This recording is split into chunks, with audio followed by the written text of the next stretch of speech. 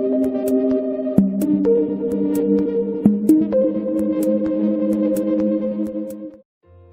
morning, Your Highness. Getting in some early training, huh? Oh, it's not too terribly early. And what about you?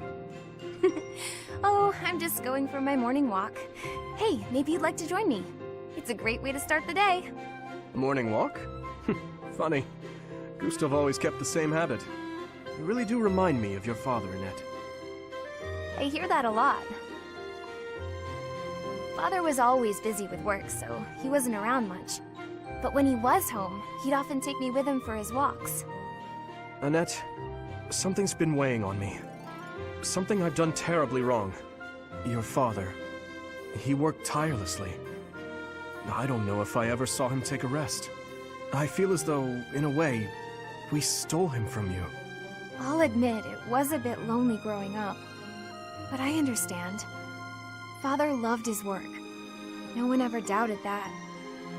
Actually, I've been thinking recently that I'd like to talk to you more, Your Highness. Oh? Any reason in particular? Father was a man of few words, both with myself and my mother. But sometimes he would tell me about you. So, you don't really feel like a stranger to me. In a way, it's like I've known you for a long time. Almost as though you're my big brother. Your big brother? Oh, I'm so sorry. I don't know why I let that slip out. That was rude of me. No, nonsense. I promise you, I don't mind at all. It's certain that my days would have been filled with more fun if I'd had a little sister like you. What kind of things did Gustav tell you about me? I'd love to hear more on this topic. Do you really want to know? Well, for one, he used to tell this story about when you were a child and... You know what? Never mind. I have a bad feeling about where this is going. How about you forget we had this talk altogether? And don't mention it to anyone. Your Highness, I have a little favor to ask of you. Of course. How may I be of assistance? Well, I was hoping you could tell me about my father. I imagine he was a very different man at home than he was at work. Ah, so you wish to hear about the Gustav that I knew. As you know, he was a knight who served the royal family since my grandfather's reign. To me, he was a teacher of martial arts and tactics. He was someone I depended on since I was a small child. But he was also a very stern and strict instructor. That doesn't surprise me. He was much the same at home. He'd chide us if we made mistakes, whether it was with cooking or even how we spoke. Is that so? Funny. I suppose in front of his family he felt the need to demonstrate proper etiquette. Wait, are you saying that's not how he was around you? Even all these years later, there's something I recall with perfect clarity. It happened in the autumn of my 11th year. Before the break of dawn, he woke me suddenly. Said he'd heard a disturbance and had me grab my bow. Then he set me and a fellow pupil loose on a dark mountain. Our only directive was to go catch a deer. As you well know, autumn in the capital is very cold. Now, imagine being up on the mountain at night with no idea what might jump out from the shadows. That, in a nutshell, is the Gustav I knew. I can hardly imagine that. He was completely different with me. I recall one other defining detail. He used to speak of you at every possible opportunity. Really? What would he say about me? Are you sure you want to know? There's one story he used to tell from when you were very small. No, stop! It's probably too embarrassing to bear. Is it? Perhaps. Look, I'll promise to forget the stories he told me about you if you return the favor. Deal? Yes, that seems the only thing to do. It's a promise. Your Highness, I have one more favor to ask. Is this about Gustav again? I have plenty more stories about him, but perhaps it is time for you to speak with him yourself. Oh, it's not about Father this time. This time I wanted to ask about you. About me? I mean, I heard all about Father last time, but I didn't ask about you. Ah, well, I'm afraid there is not much of interest for me to tell you. Oh, it doesn't have to be funny or interesting. That's not why I'm asking. It's just that I thought I already knew you, but I'm not sure I really do. That day when we were reunited at the monastery, I didn't know what to say to you. So I wanted to prepare some of your favorite food.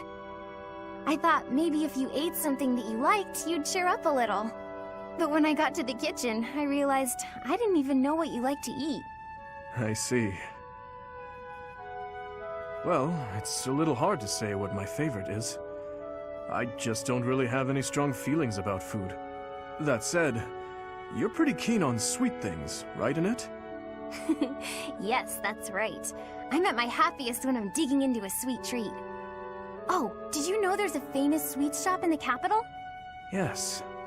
It often had long lines outside, didn't it? The castle guards often spoke of it. The sweets were so good. They cost a fortune, but I loved them.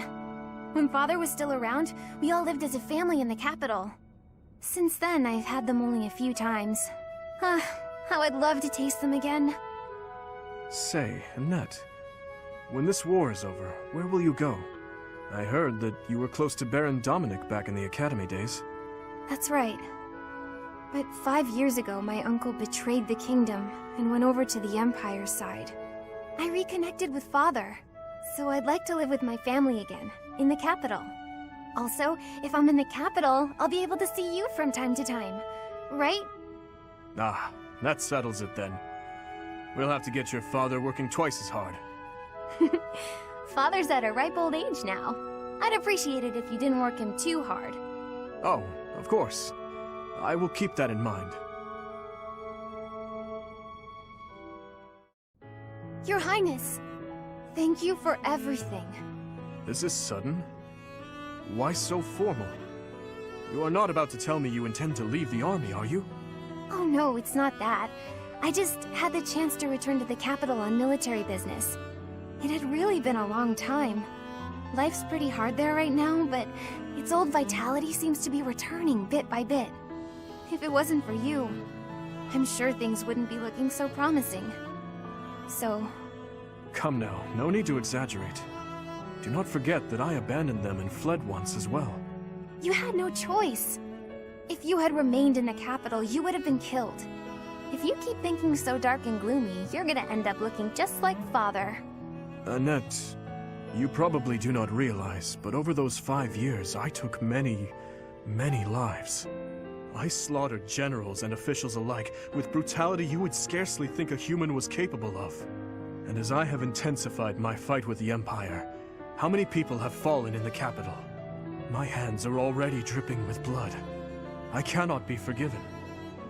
You really are a lot more like Father than I am. Before Father left us, he used to say similar things. I don't want you to end up like him. So, I've been thinking, when this war is over, I was wondering whether I could help you with your work. Of course, I don't know how much I'd be able to support a king. What are you saying? If I leave you to your own devices, you'll forget how to laugh. We can't have that. You won't be able to do what you have to do with such a miserable look on your face. So, if you'll have me, I'd like to stay by your side. If you're sad or suffering, I'll just starve you until you muster a smile. Starve me? Hey, you weren't supposed to laugh at that part. I thought a lot about this. Sorry, I could not help myself. Certainly with you around, I will not have any cause to frown. By all means, join me, Annette. And never lose that sweet smile of yours. Yes, I promise.